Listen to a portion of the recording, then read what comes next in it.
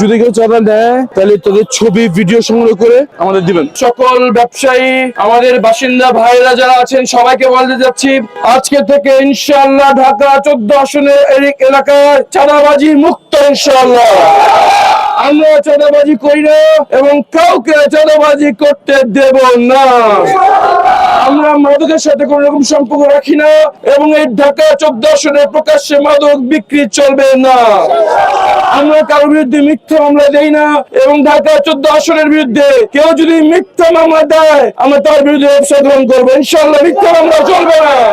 আমরা জবাবদিহিতামূলক স্বচ্ছতার ভিত্তিতে একটি ইনসাফ ভিত্তিক বাংলাদেশ গড়ব। এই নতুন বাংলাদেশ গড়ার আন্দোলনে মসজিদ কমিটির সদস্য, বণিক সমিতি, ব্যবসায়িক সমিতি, আলেম ওলামা, শিক্ষক এবং ছাত্র জনতাকে সাথে নিয়ে, স্থানীয় প্রশাসন এবং আইন শৃঙ্খলা বাহিনীকে সাথে নিয়ে আমরা একটি দুর্বল সামাজিক আন্দোলন গড়ে তুলব এবং সকল ধরনের অসামাজিক কার্যক্রমের বিরুদ্ধে একটি দুর্ভেদ্য দেওয়াল গড়ে তুলব ইনশাআল্লাহ।